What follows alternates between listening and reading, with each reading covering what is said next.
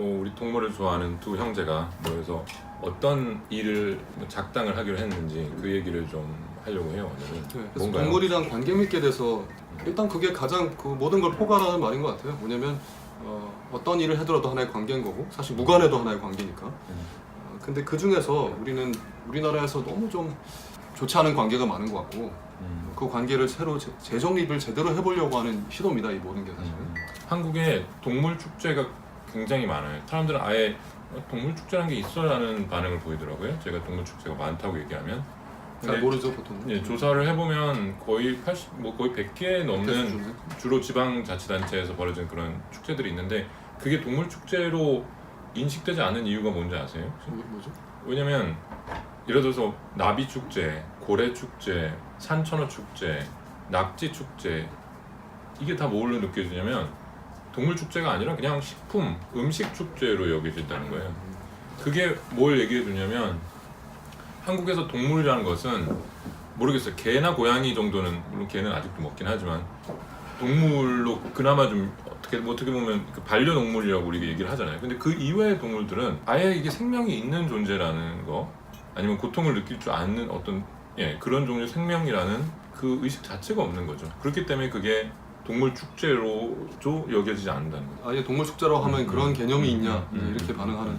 저는 그런 식의 그 카테고리를 그렇게 나눈 데서 다 출발한다는 생각을 합니다. 왜냐면 어떤 이런 카테고리? 이런 식으로 이제 얘기하기 시작하면 소위 이제 저쪽 반대 진영의 사람들은 먹으려고 하는 동물은 뭐 예를 들어서 이미 산업동물이다 또는 가축이다 뭐 이런 식으로 자기가 이제 카테고리를 그렇게 만들므로써 그렇기 때문에 얘는 그냥 들판에서 자유롭게 뛰노는 영혼을 갑자기 우리가 잡아서 이런 게 아니라 어차피 산업화하려고 인간의 어떤 본의의 목적으로 하려고 하는 건데 괜히 거기에다가 무슨 동물의 권리니 들이밀지 마라 라고 얘기를 합니다. 개도 그렇죠. 그러니까 개도 보신탕 이런 거에 반대하는 쪽은 이제 먹지 말자고 하지만 육견협회 이런 쪽은 항상 그거는 먹기 위해 키우는 건데 왜 그러냐.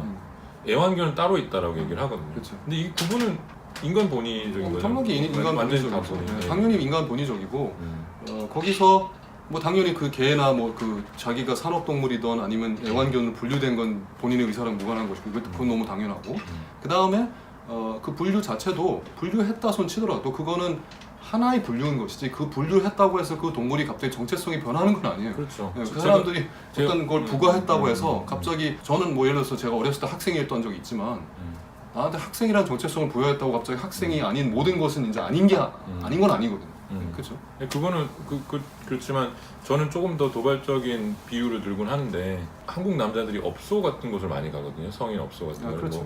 공공연한 사실이지만 그러면 그 사람들이 주로 하는 머릿속에서 구분 방법은 뭐냐면 저 사람은 저 여자는 그냥 업소 여자, 창녀 그렇기 때문에 괜찮고 근데 갑자기 나의 어머니, 나의 뭐 누이 아니면 나의 여자친구나 애인, 부인은 여자, 인격체를 갖춘 정말 내가 제대로 대해줘야 되는 근데 이 사람은 몸을 팔러 온 사람이고 돈을 받기 때문에 아무렇게나 해야 된다 이거는 똑같은 거 아닌가? 완전히 똑같이 자기 본위에 그 대상은 전혀 바뀐 게 없는데 그렇죠. 그리고 똑같고 사실은 그거는 우리가 한 300~400년 전부터 탈출했던 노예 개념이랑 똑같은 거예요. 그렇죠. 네, 이상한 노예 개념한테 거예요. 사람한테 똑같은 사람인데 얘는 노예라고 내가 카테고리 지칭했기 때문에 그러니까 뭐 좀 완전히 그냥 아무렇게나 다뤄도 되고 사실 그걸 벗어난 지가 언젠데 그런 식의 카테고리를 설정했다고 해서 문제가 끝나지 않는다는 게 바로 노예 제도의 교훈인데 이제 우리는 그걸 이제 동물에도 적용하고 뭐 사람에도 적용하는 그 만행을 아직도 하고 있는 거죠. 그렇죠.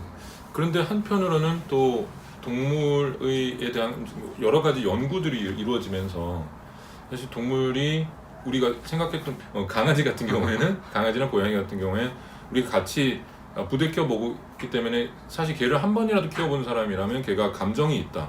이거를 연구를 무슨 대학에서 연구를 하지 않아도 얼마든지 알 수 있는 거 아닙니까? 근데 과학이 그리고 또 그런 과학적 연구들이 점점 밝혀주는 어쩌면 좀 불편한 사실은 불편한 진실은 우리한테는 불편하지 않지만 수많은 사람들한테 불편한 이유는 뭐냐면 그런 우리가 생각하는 거의 뭐 개나 고양이 정도가 아니라 심지어는 물고기도 뭐 그리고 지능이 낮다고 심지어는 지능이 소위 낮다고 말하는 다른 동물들도 고통을 느끼고 감정을 있고 이런 것들이 점점 더 밝혀지고 있다는. 그렇죠. 뭐 사실은 이미 과학적으로 그렇게 밝혀지고 있는 그 양과 속도에 비해서 이상하게 사회가 못 따라가는 측면이 있고 물론 과학계 안에서도 여러 가지 이견들이 있어요. 근데 이견들이라는 것이 아주 첨예한 부분에 대해서 이렇게 합의를 못하는 과학자들의 어떤 습성 때문인 거지 상당히 많은 동물들에 대해서 고통을 느끼는 능력이 있다.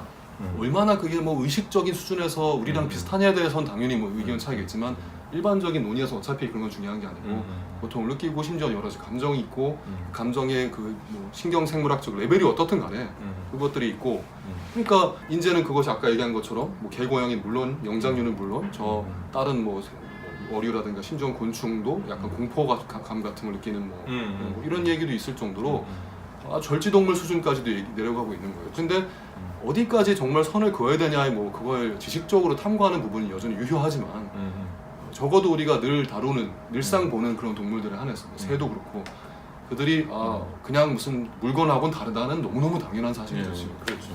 그거는 받아들여지는 사실이고 사실 동물과 식물도 사실 고통을 느낀다는 이제 주장들도 많이 나오고 있는데 어쨌든 그건 지금 연구 중이기 때문에 좀 동물을 먼저 얘기하자면 움직일 동자잖아요. 움직일 수 있다는 것 자체가 불쾌감 그게 굉장히 큰 불쾌감이든 뭐 거의 생명을 위협하는 불쾌감이든 아니면 진짜 약간의 불쾌감인데 그걸 피해서 다른 장소로 위치 이동할 수 있다는 얘기거든요. 그 얘기는 뭐냐면 결국 고통과 지각 능력이 없으면 일어날 수 자체가 없는 거죠. 그렇죠. 사실은 되게 웃긴 게 동물이 어차피 살아야 되겠다면 하는 가장 기본적인 거 뭐 뜨거우면 갑자기 뭐 피해야 되고 그쵸. 날카로운 게 있으면 아프고 하는 그런 것과 그런 능력이 인간이 가해야 하는 고통에 따라서도 당연히 반응이 오는 게 너무 자연스러운 논리적 귀결인데 그걸 당연히 구분짓고 하는 건 당연히 의도가 있는 거죠. 예를 들어서 뭐 제일 쉽게 나오는 게 뭐 그 개구리나 이런 그 동물들이 맛이 안 좋은 곤충을 먹었다가 퇴퇴퇴 뱉어갖고 그 이후로는 한 번 절대로 그걸 안 먹는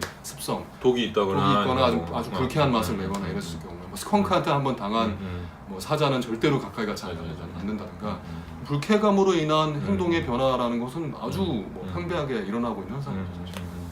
그러니까 여기서 사실 얘기할 수 있는 게 그런 고통을 느끼는 존재가 있다면 거기 우리가 아까 어디서 선을 그느냐는 문제였잖아요. 모든 고통을 느끼면 사실 아까도 식물 얘기도 했죠.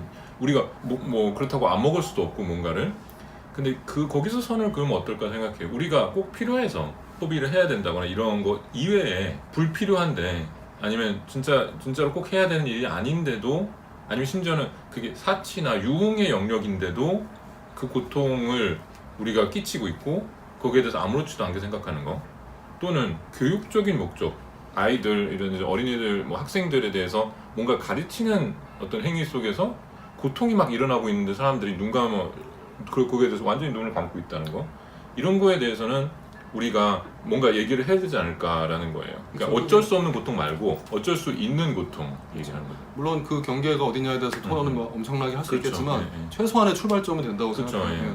우리가 많은 사람들이 동의할 수 있는 이거는 생업이라고 할 수는 없다. 이거는 생존 문제라기보다 그냥 약간 놀자고 하는 것 또는 그냥 즐기는 수준, 사치 영역으로 들어가든 적어도 거기에서만큼은 이제는 안 할 거는 안 해야 되지 않냐라는 말 할 수 있죠. 그래서 우리가 이제 처음 얘기로 돌아가자면 동물 축제라는 거에 대해서 좀 문제 제기를 할 건데 동물 축제는 여기에서 근데 상당한 고통이 동물들한테 고통이 유발되고 있어서 심지어는 이런 말도 할 수 있다고 들었어요.